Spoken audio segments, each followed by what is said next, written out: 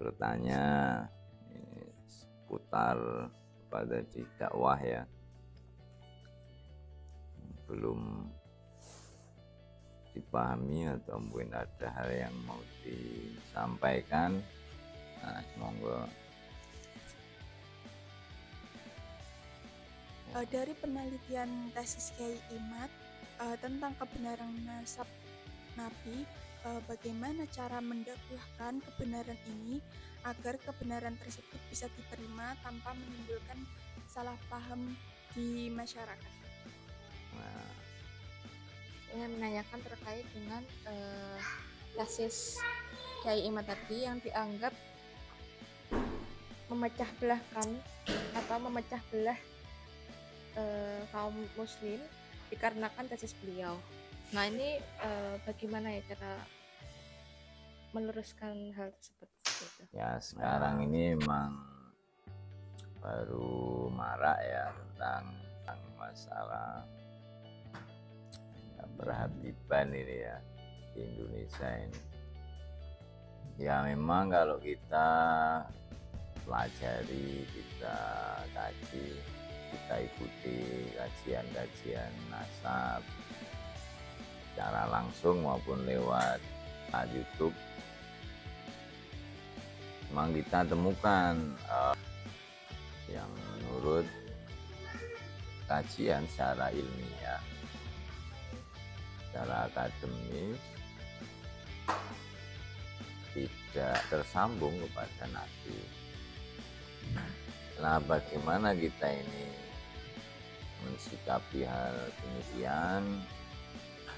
Ya kalau kita melihat dari berbagai kajian secara langsung maupun lewat YouTube ya, khususnya dari Kiai Maduddin Usman Al-Bandani,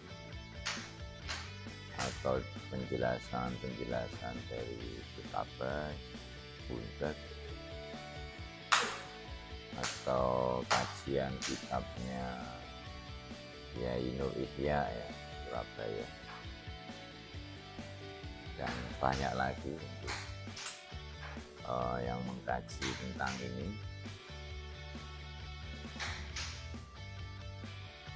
Tentu kita akan melihat bahwa ini memang sebuah kebenaran. Secara rasio kita bisa menilai bahwa apa yang disampaikan atau tesis Kiai Maduddin Usman itu sahih, sehingga nasab dari Ba'alawi itu tidak tersambung kepada Nabi, yakni terputus di Ubaidillah. Nah, bagaimana kita kemudian menyampaikan kebenaran ini? Ya tentu dakwah kita ya seperti tadi, bil hikmah, dengan cara yang bijaksana, atau dengan cara apa, hikmah itu pemahaman yang mendalam sehingga menggerakkan hati untuk bisa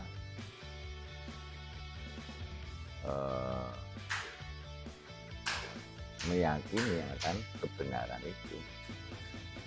Maka penting itu pertama bil hikmah, boleh kita asal-asalan, tidak boleh saling mencaci.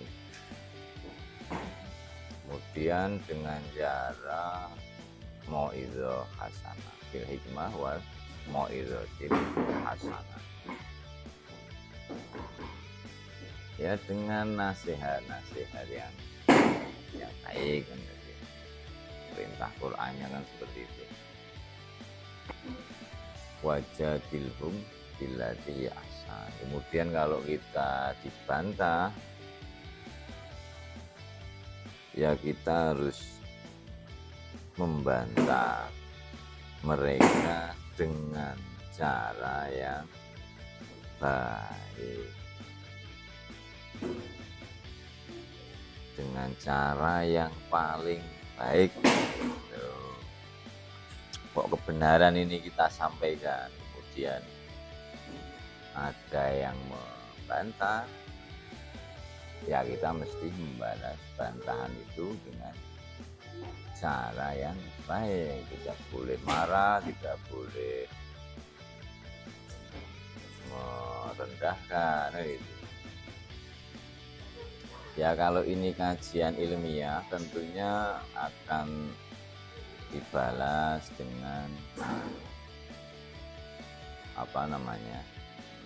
adu argumentasi yang data kan gitu, sesuai standar ilmiah akademik yang berkembang hari ini. Tidak boleh asal pokoknya atau asal kita berdasarkan hal-hal yang tidak rasional, tidak bisa sekarang. Maka kita ajukan data, kita saling mendebat dengan data-data yang bisa diterima rasio, sehingga bisa diterima oleh semua pihak kalau itu memang rasional. Tapi tidak boleh tadi disertai dengan rasa kebencian, tidak boleh disertai rasa merendahkan gitu. Kita ini kan mengkaji sesuatu untuk menemukan sebuah kebenaran.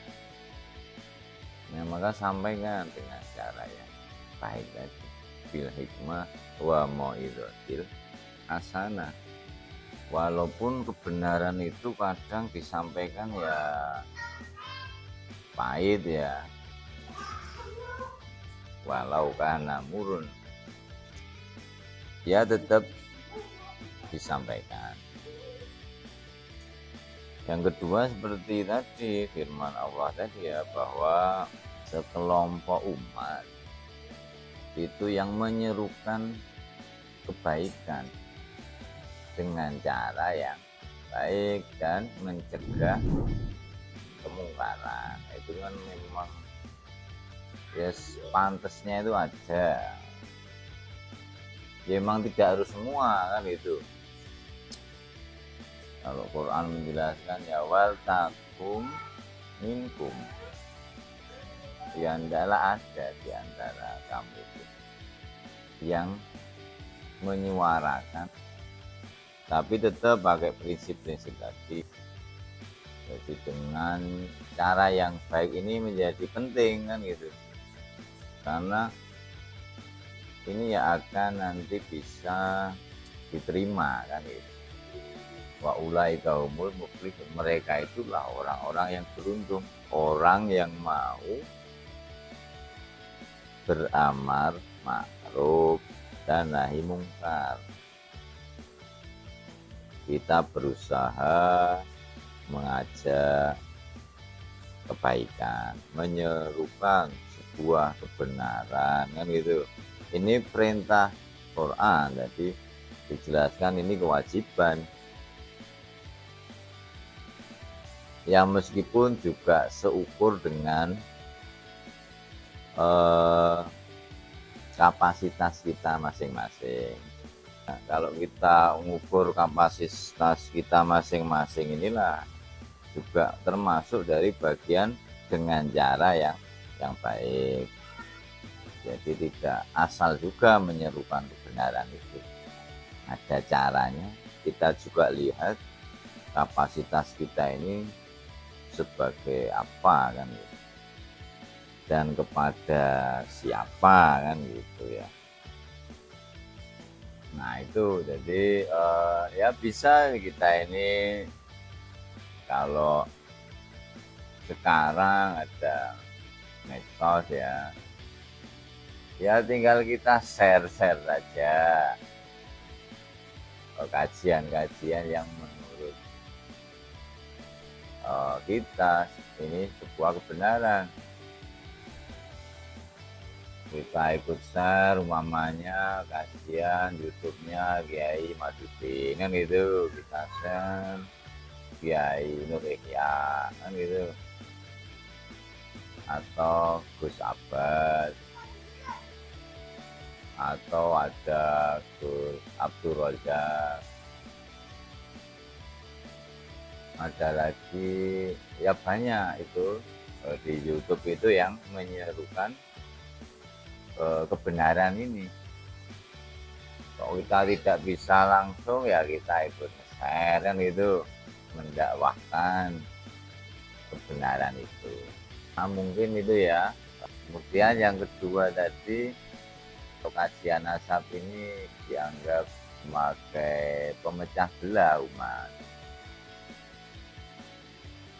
karena ini hal yang sudah tadinya tenang-tenang sekarang pada ribut ini. Jadi ini tuh sebuah kebenaran yang mesti disampaikan kan gitu. Bukan kita ini mau adu domba atau mau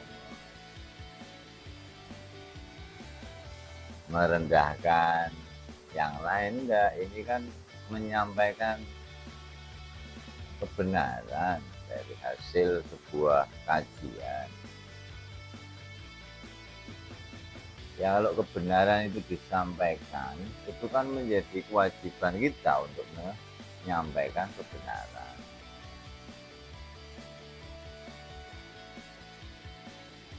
Nah, yang sering menjadi gaduh itu kan karena yang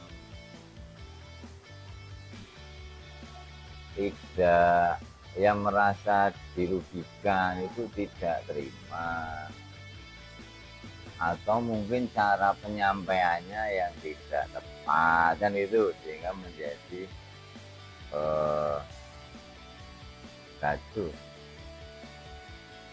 Makanya kita perlu cara-cara yang baik, cara-cara yang santun. Kita harus mengungkap pula kebohongan-kebohongan, kepalsuan-kepalsuan dari agama ini. Ya kalau ada pendakwa agama untuk menyampaikan hal-hal yang tidak benar, ya masa kita diam aja. Ada orang yang mengaku durian Nabi, sementara dia tidak punya bukti, ya kan harus diluruskan. Seperti peristiwa awal dulu, ketika Nabi ini wafat kan, terus ada orang yang mengaku sebagai Nabi. Nah, padahal secara syariat sudah tidak ada lagi Nabi setelah Nabi Muhammad. Kalau secara keilmuan Islam tidak ada yang membenarkan bahwa dia itu seorang Nabi, ya maka harus diungkap kebenaran itu kan gitu. Ya dengan cara sesuai dengan kapasitas kita masing-masing. Waktu itu kan Sayyidina Abu Bakar yang menjadi khalifah. Nah kemudian sekarang ini muncul duriah Nabi palsu kan gitu. Nah maka kan harus diungkap pula kebenaran ini kan itu, bahwa secara kajian ilmiah ini bukan duriah Nabi para Habib Ba'lawi itu kan gitu. Ya kok menjadi rancu, yaitu cuman masalah cara penyampaiannya aja yang perlu kita perbaiki. Cara mendakwahkan kebenarannya tadi kan itu yang perlu kita pikirkan kembali.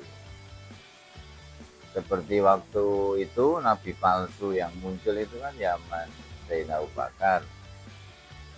Ya beliau ini kemudian bertindak mengungkap tentang kepalsuan itu. Tidak terus diam saja umat Islam waktu itu. Kalau umat Islam diam saja waktu itu, ya